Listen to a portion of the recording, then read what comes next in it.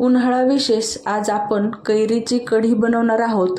कैरीची कढी तुम्ही यापूर्वी कधी खाल्ली आहे का नाही खाल्ली आहे मला कमेंट करून नक्की सांगा। पण या कैरीच्या कढीसाठी अजिबात ताकाचा वापर करणार नाही आहोत आणि दही सुद्धा लागणार नाही आणि त्यातल्या त्यात गॅसचा सुद्धा वापर आपल्याला अजिबात करायचा नाही।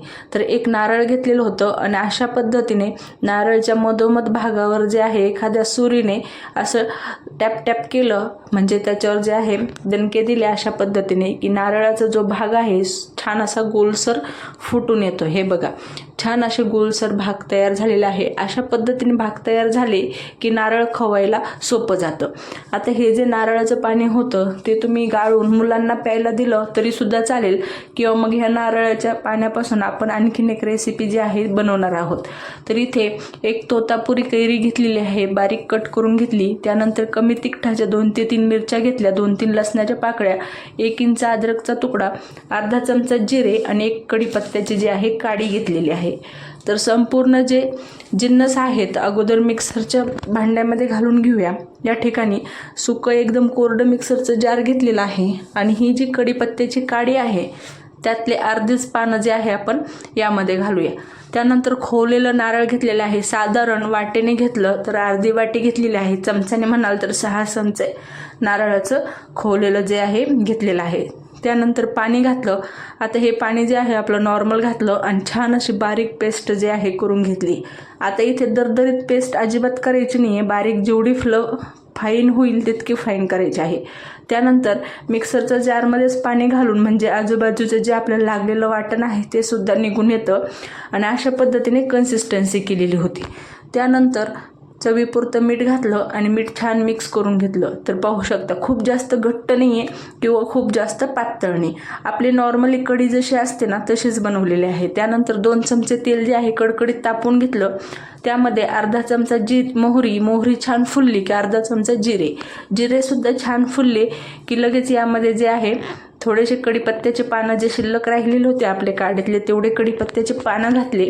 चिमूटभर हिंग नक्की घाला कारण हिंगाचा स्वाद जो आहे अप्रतिम लागतो। त्यानंतर 2 सुक्या मिरच्याचे जे आहे अशा पद्धतीने तुकडे करून घेतलेले होते ते सुद्धा घातले आणि छान अशी चुरचुरीत फोडणी जी आहे कैरीच्या कढीला दिलेली आहे आणि अशा पद्धतीने आपली कैरीची कढी तयार आहे। आता यामध्ये साखरेचा वगैरे अजिबात वापर करायचा नाही कारण तोतापुरी कैरी जी असते थोडीशी चवीला गोड असते आणि त्यामुळे आपण नारळ सुद्धा घातलेला आहे खोवून। तर संध्याकाळच्या जेवणामध्ये किंवा मग दुपारच्या जेवणामध्ये सुद्धा याचा तुम्ही मस्त असं आस्वाद घेऊ शकता आणि भातावर जर तुम्ही कैरीची कढी खाल्ली ना तर अप्रतिम लागते। जर तुम्ही एकदा कैरीची कढी बनवली ना तर तुम्ही दही आणि ताकाची कढी जी आहे संपूर्णपणे विसरून जाल, इतकी छान लागते।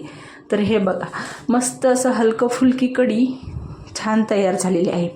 आता जे नारळाचं पाणी आपलं शिल्लक होतं ना त्यापासून इथे मी लगेच दडपे पोहे सुद्धा बनवणार आहे कारण दडपे पोहे जे आहे आपले खूपच सुप्रसिद्ध आहे। कांदे पोहे तर 100 वेळेस खाल्ले असतील पण दडपे पोहे अशा पद्धतीने एकदा तयार केले ना तर तुमच्या घरात कांदे पोहेपेक्षा दडपे पोहेचं खाण्याचं जे आहे प्रमाण भरपूर वाढेल। तर इकडे 1.5 वाटी पोहे घेतलेले होते आणि जे नारळाचं पाणी शिल्लक होतं ना ते चाळून घेतलं आणि हाताने छान असं सगळीकडे शिंतोडा देऊन पोह्यामध्ये नारळाचं पाणी जे आहे मिक्स केलं। याने काय होतं पोह्याला स्वाद जो आहे गोड येतो आणि नारळाचं पाण्याचं जे आहे सुस्वाद जो आहे अप्रतिम लागतो, यामुळे नारळाचा शिंतोडा दिला। आता हे जे पोहे आहेत आपण नॉर्मली कांदे पोहे जे बनवतो ना त्याचेच हे पोहे मी इथे घेतलेले आहे आणि छान असं नारळाचं पाण्याचा सगळीकडे शिंतोडा देऊन हे पोहे भिजवत ठेवलेले आहे।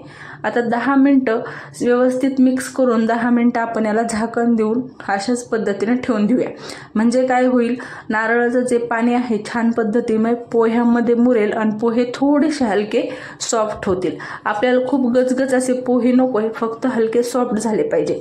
त्यानंतर इथे मीडियम साईजचा 1 टोमॅटो, मीडियम साईजचा 1 कांदा, त्यानंतर 2 लाल मिरच्या घेतलेल्या होत्या ओलसरमधल्या आणि 2 हिरव्या मिरच्या। आता हे मिरच्या जे आहे मी इथे न घालता फोडणीमध्ये घालणार आहे। त्यानंतर 3 चमचे खोवलेलं नारळ घेतलं, चवीनुसार मीठ, 1 चमचा साखर। आता जरी नारळ आपण खोवलेला घातलेला असलं गोडीला तरी सुद्धा साखर घातली ना तर सुस्वाद जो आहे अप्रतिम लागतो आणि छान अशी एक गोड चव सुद्धा येते। तर हे मिक्स केलं हाताने, तोपर्यंत इकडे आपले पोहेसुद्धा छान पद्धतीने सॉफ्ट झालेले होते. आणि हे बघा, अगदी मोकळे मोकळे आणि सॉफ्ट असे हे पोहे तयार झालेले आहे. त्यानंतर पोहे जे आहे कांदे टोमॅटोमध्ये मिक्स करून घेतले आणि स्वच्छ हाताने जे आहे एकजीव करून घ्यायचं. कारण ज्यावेळेस कुठलाही पदार्थ आपण हाताने एकसंध एकजीव करतो ना, तर त्याची चव जी आहे संपूर्ण व्यवस्थित मिक्स होते. कारण यामध्ये आपण मीठ साखर घातलेलं आहे.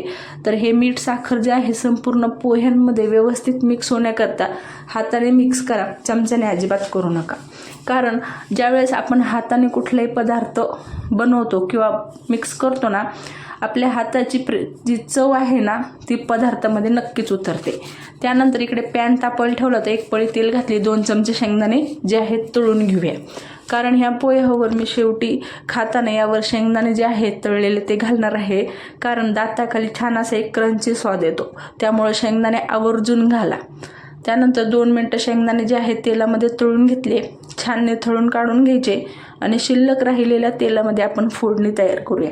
छान अशी चुरचुरीत फोडणी तयार करूया. त्यासाठी अर्धा चमचा मोहरी घातली, अर्धा चमचा जिरे मोहरी छान फुलले की आपले जे मिरचीचे काप करून ठेवले होते ते घातले. मिरची छान तळली गेली की त्यानंतर थोडासा कढीपत्ता, 1 काडी असा कढीपत्ता मी या ठिकाणी घातलेला आहे. कढीपत्ता नक्की घाला, पोह्यांमध्ये स्वाद छान येतो. आणि छान अशी चुरचुरीत फोडणी जी आहे लगेच पोह्यांमध्ये घालून घेतली आणि चमच्याच्या साहाय्याने मिक्स केलं. कारण फोडणी गरम आहे तर इथे हाताने मिक्स न करता चमच्याने मिक्स करूया. कारण आपण अगोदरच हाताने मिक्स केलेलं होतं, त्यामुळं सगळीकडे चव जी आहे व्यवस्थित झालेली आहे.